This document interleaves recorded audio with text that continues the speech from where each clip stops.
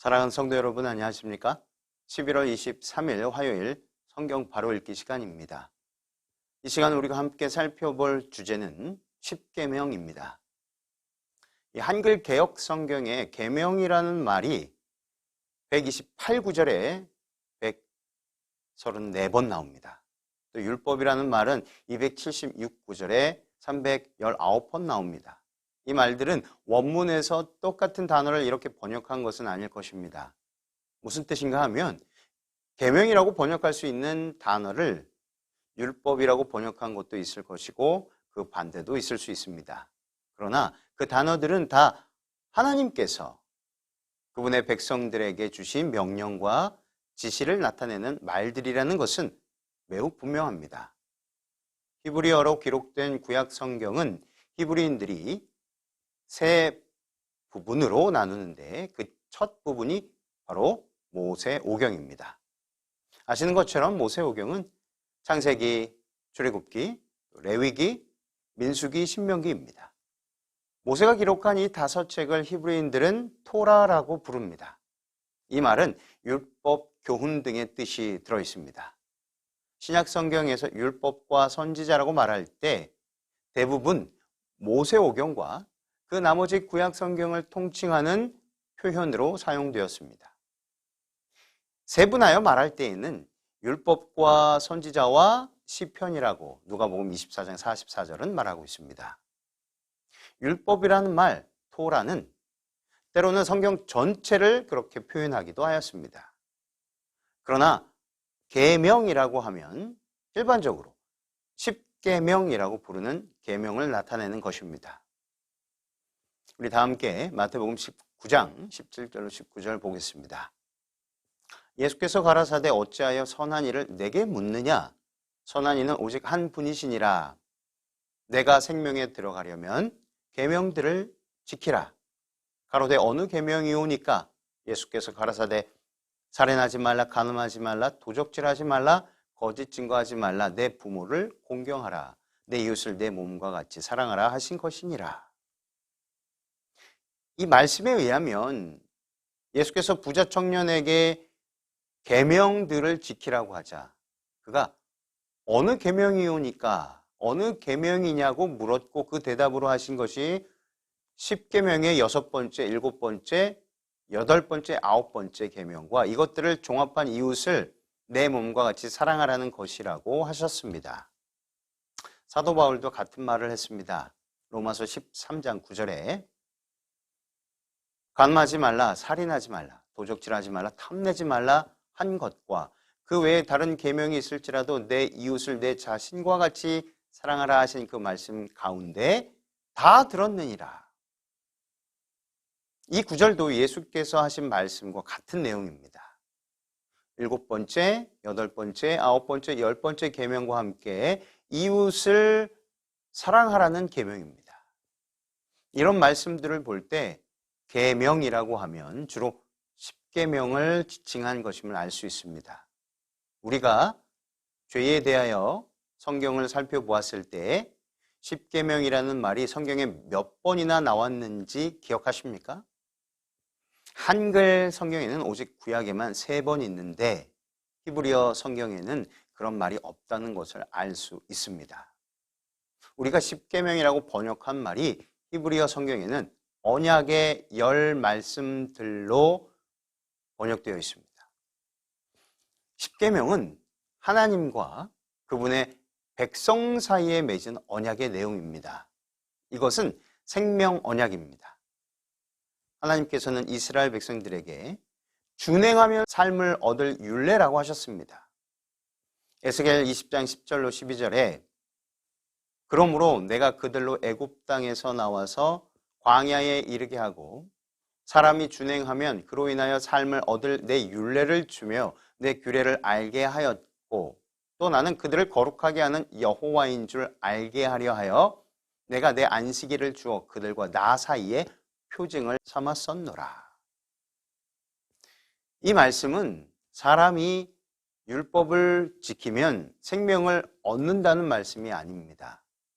하나님을 믿어서 생명을 얻은 사람이 그 생명을 유지하는 것을 가르치는 말씀입니다.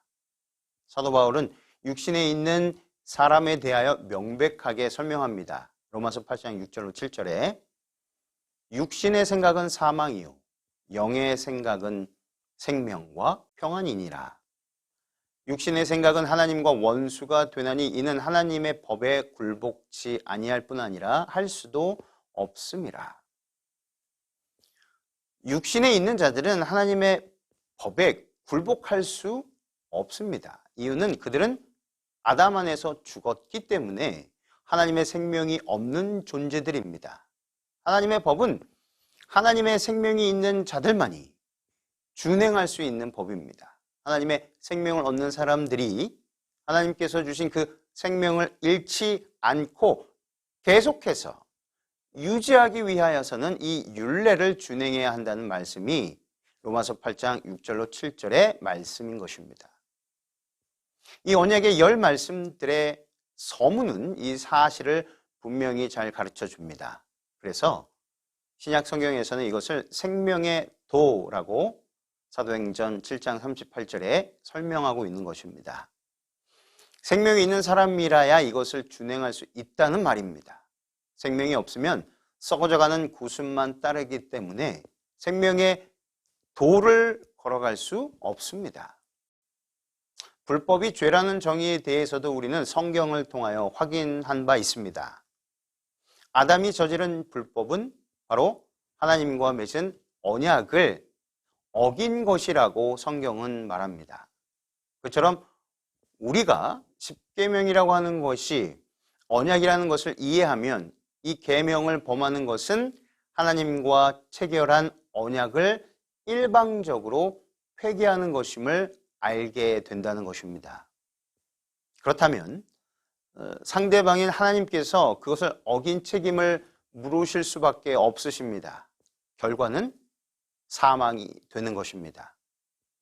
이런 이유로 언약서는 꼭 반드시 두 벌을 만들어 언약을 맺는 당사자가 한 벌씩 갖게 되는 것입니다.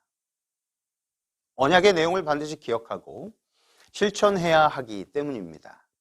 또한 서로 다른 말을 하지 못하게 하는 조처이기도 합니다. 만일 언약을 어기면 자신이 가지고 있는 언약서를 확인하고 어긴 대가를 치러야 하는 것입니다. 하나님께서도 이런 인간들의 예를 따라서 언약서에 돌비를 두 벌 만드셨습니다. 출애굽기 32장 15절로 16절 말씀입니다. 모세가 돌이켜 산에서 내려오는데 증거의 두 판이 그 손에 있고 그 판의 양면 이편 저편에 글자가 있으니 그 판은 하나님이 만드신 것이요 글자는 하나님이 쓰셔서 판에 새기신 것이더라.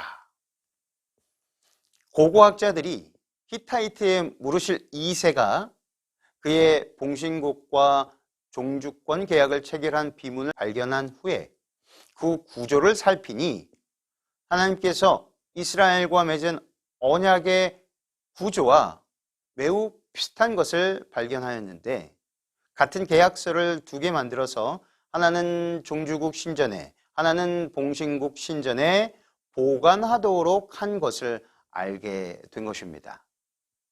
이스라엘의 하나님 여호와는 이스라엘에게 종주국 왕이시고 이스라엘은 여호와 하나님의 봉신국이 되는 것입니다.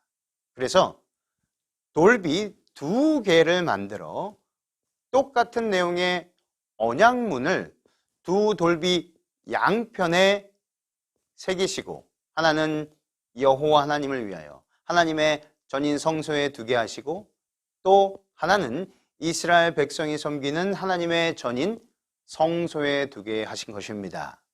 이것은 같은 장소입니다. 한 성소가 여호와의 성전이며 동시에 이스라엘 백성의 성소이기 때문입니다.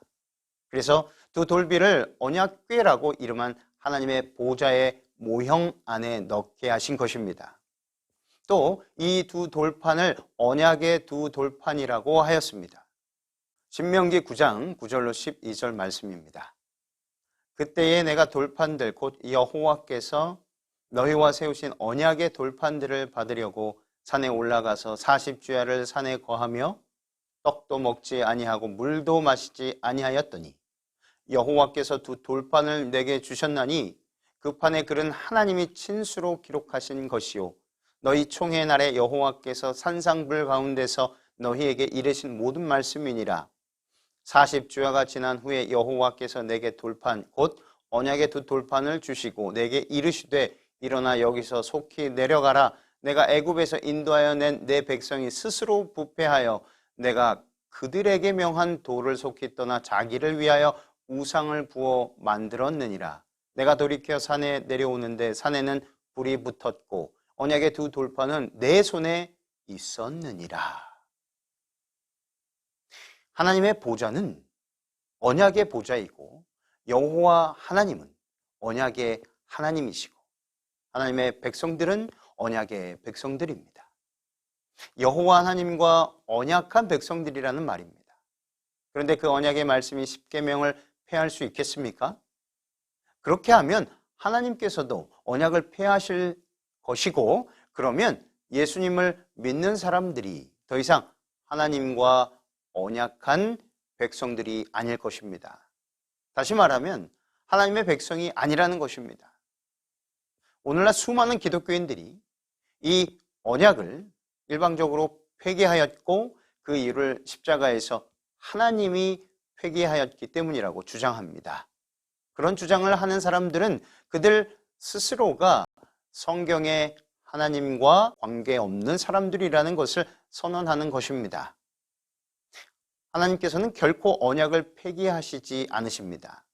그 언약은 하나님의 아들의 피로 조인한 것이기 때문입니다. 신명기 4장 9절에 오직 너는 스스로 삼가며 내 마음을 힘써 지키라. 두렵건대 내가 그 목도한 일을 잊어버릴까 하노라. 두렵건대 내 생존하는 날 동안에 그 일들이 내 마음에서 떠날까 하노라. 너는 그 일들을 내 아들들과 내 손자들에게 알게 하라. 하나님께서는 마음을 힘써 지키라고 말씀하셨습니다.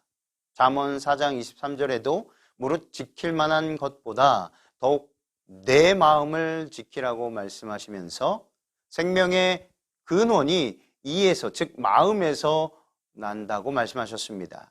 그렇다면 마음을 지킨다는 말씀의 의미는 무엇이겠습니까? 자기의 고집을 지키는 것입니까?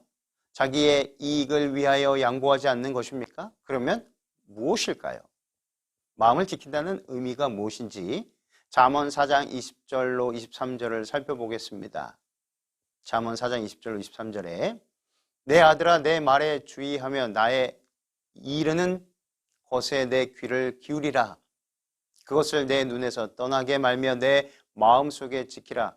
그것은 얻는 자에게 생명이 되며 그 온 육체의 건강이 됨이니라. 무릇 지킬 만한 것보다 더욱 내 마음을 지키라. 생명의 근원이 이에서 남이니라. 우리는 방금 읽은 말씀을 통해서 하나님의 말씀을 마음속에 지키는 것이 곧 마음을 지키는 것의 의미라는 것을 알게 됩니다. 교회 직원 사권 459쪽에 매일 여러 차례 귀하고 황금 같은 시간을 기도와 성경 연구에 바쳐야 하는데 영혼 안에 영적인 생명이 있게 되도록 한 구절을 암송하기 위해서라도 그렇게 해야 한다. 오늘의 나의 생애 기도력 315쪽에는 하나님의 귀중한 말씀은 하늘의 왕께 충성을 바치려고 하는 젊은 이들의 표준이다. 그들로 성경을 연구하게 하라. 그들로 성경 구절들을 한 구절 한 구절 암송함으로써 주님께서 말씀하신 바에 대한 지식을 얻도록 하라. 리뷰 앤 헤럴드 1888년 4월 10일자에 그대 주변을 말씀의 벽으로 쌓아라. 그러면 세상이 그것을 허물 수 없다는 것을 그대는 보게 될 것이다. 성경 말씀을 암송하라.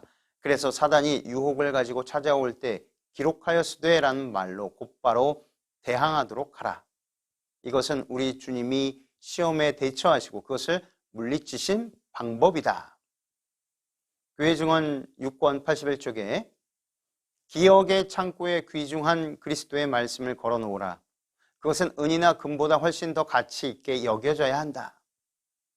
리뷰 앤 헤럴드 1905년 4월 27일자에 일할 때에도 주머니에 작은 성경을 지니고 있으라. 그리고 모든 기회를 활용하여 그 귀한 약속들을 암송하라. 신명기 6장 7절입니다. 내 자녀에게 부지런히 가르치며 집에 앉았을 때이든지 길에 행할 때이든지 누웠을 때이든지 일어날 때이든지 이 말씀을 강론할 것이며.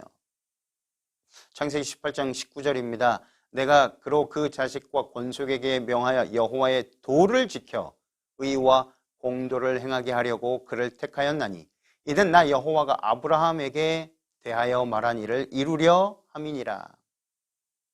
시편 78편 4절로 8절입니다.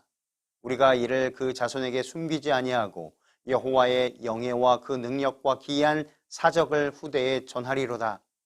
여호와께서 증거를 야곱에게 세우시며 법도를 이스라엘에게 정하시고 우리 열조에게 명하사 저희 자손에게 알게 하라 하셨으니 이는 저희로 후대 곧 후생 자손에게 이를 알게 하고 그들은 일어나 그 자손에게 일러서 저희로 그 소망을 하나님께 두며 하나님의 행사를 잊지 아니하고 오직 그 계명을 지켜서 그 열조 곧 완고하고 폐역하여 그 마음이 정직하지 못하며 그 심령은 하나님께 충성치 아니한 세대와 같지 않게 하려 하심이로다.